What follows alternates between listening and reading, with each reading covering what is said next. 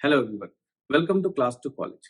आज हम बात करने जा रहे हैं कि एमसीसी के साथ साथ स्टेट कोटा की काउंसलिंग का क्या शेड्यूल रहने वाला है, एग्जैक्ट क्या शेड्यूल रहने वाला है राउंड वाइज, और कब तक जाकर काउंसलिंग खत्म होगी और कब से क्लासेस जो 2024 एकेडमिक सेशन है वो कब से स्टार्ट होने वाला है। अगर आप आज हमारे वीडियोस को देख रहे हैं, एंड तक देखते हैं, तो आपको ये क्लैरिटी हो जाएगी कि राउंड 1, 2, 3 और 4 कैसे होने वाला है। साथ ही साथ हम जब इन राउंड्स के बारे में बताएंगे तो इनसे रिलेटेड जो इम्पोर्टेंट नोटिफिकेशन या अपडेट है या जो भी आपके लिए यूजफुल इंफॉर्मेशन हो सकती है उसका क्या प्रभाव होगा ये भी हम डिस्कस करेंगे। सो ये छोटी सी एक हमने वीडियो बनाई है, इसको एंड तक जरूर देखिएगा। तो सबसे पहले हम बात करते हैं राउंड 1 की। तो जो एमसीसी ने अपना निकाला है शेड्यूल, 14 अगस्त से 23 अगस्त तक ये चलेगा। जो कैंडिडेट की लास्ट डेट ऑफ ज्वाइनिंग है वो 29 अगस्त की रखी है। तो 14 से 23 अगस्त तक फर्स्ट राउंड चलेगा एमसीसी का और 29 अगस्त तक लास्ट ज्वाइनिंग होगी। वहीं स्टेट्स जो हैं वो लगभग 21 अगस्त से 29 अगस्त तक उनका काउंसलिंग चलेगा और लास्ट डेट जो ज्वाइनिंग की होगी वो 5 सितंबर होगी। तो राउंड 1 में आपको 1-2 दिन का टाइम मिलेगा जब आप ये डिसाइड कर सकते हैं कि आप स्टेट में ज्वाइनिंग करना चाहते हैं कि आप ऑल इंडिया में ज्वाइनिंग कर सकते हैं। लेकिन अगर आपके पास स्टेट का, अगर आप वेट करते हैं कि स्टेट का रिजल्ट आ जाए, स्टेट का रिजल्ट देखने के बाद हम ऑल इंडिया में जाएंगे कि नहीं, तो उसके लिए आपको ऑल इंडिया में जाने के लिए बहुत कम टाइम मिलने वाला है। सो इसके बाद जो सेकेंड राउंड ऑफ काउंसलिंग है, जैसे एमसीसी ने अपने जो शेड्यूल निकाला है उसमें लिखा है कि 5 सितंबर से 13 सितंबर तक चलेगा और 20 सितंबर जो है लास्ट डेट ज्वाइनिंग की रहेगी। वहीं पर जो स्टेट की काउंसलिंग है वो 11 सितंबर से लेके 20 सितंबर तक चलेगी। तो 5 से 13 जो है वो एमसीसी की और 11 से 20 जो है वो स्टेट की काउंसलिंग चलेगी, जहां पे एमसीसी की लास्ट डेट ज्वाइनिंग 20 सितंबर होगी, वहीं पर स्टेट की लास्ट डेट ऑफ ज्वाइनिंग 26 सितंबर होगी। तो देखिए 20 सितंबर तक आपकी काउंसलिंग स्टेट की चल रही है। उसके बाद जो है ऑल इंडिया के लिए आपको 1-2 दिन का अगेन यहाँ पर टाइम मिल रहा है, ज्यादा टाइम नहीं मिल रहा है। तो राउंड 1 से 2 में आपके पास अगेन स्टेट में अगर आप देखना चाहते हैं तो और ऑल इंडिया से अपना कंपैरिजन करना चाहते हैं तो आपको ऑल इंडिया में ज्वाइनिंग के लिए बहुत कम टाइम मिलेगा।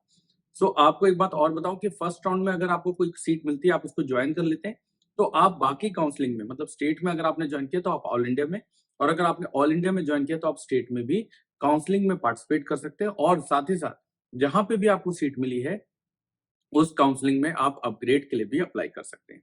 इसके बाद जो बहुत इंपॉर्टेंट राउंड है वो थर्ड राउंड है। थर्ड राउंड इसलिए भी बहुत इंपॉर्टेंट है कि अगर आपको थर्ड राउंड में किसी काउंसलिंग में, सपोज आपने यूपी में भरा या और आपको वहां पे कोई सीट मिलती है और आप ज्वाइन नहीं करते, तो आप नेक्स्ट राउंड में उस काउंसलिंग से डिसक्वालीफाई हो जाएंगे, इनएलिजिबल हो जाएंगे। तो इसलिए बड़ा सोच समझ के आपको भरना है कि मैं कौन से कॉलेजेस को कौन सी काउंसलिंग से एडमिशन लेना चाहता हूँ। सो थर्ड राउंड में भी आपको अपग्रेड की फैसिलिटी है। थर्ड राउंड जो है वो एमसीसी का 26 सितंबर से लेके 5 अक्टूबर तक चलेगा और 12 अक्टूबर तक लास्ट डेट होगी, जो कि एमसीसी का शेड्यूल है। जो स्टेट की काउंसलिंग चलेगी वो 3 अक्टूबर से, मतलब 26 सितंबर से एमसीसी और 3 अक्टूबर से स्टेट की काउंसलिंग शुरू होगी। एमसीसी की जो है 5 अक्टूबर को खत्म होगी, स्टेट्स की जो है 12 अक्टूबर को खत्म होगी।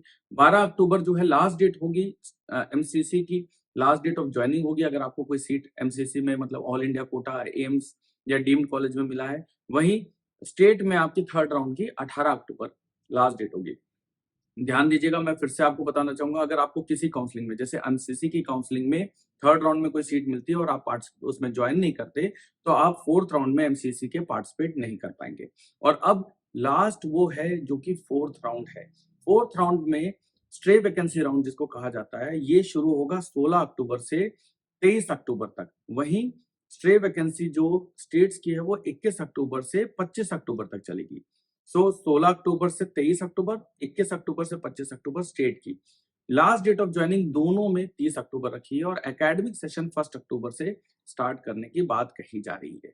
सो आपको इसमें क्या स्टे वैकेंसी में ध्यान देने वाली बात है, इंपॉर्टेंट बात क्या है, फर्स्ट राउंड में जो बच्चे पार्टिसिपेट करते हैं, सेकंड में भी पार्टिसिपेट कर सकते हैं, थर्ड में भी पार्टिसिपेट कर सकते हैं।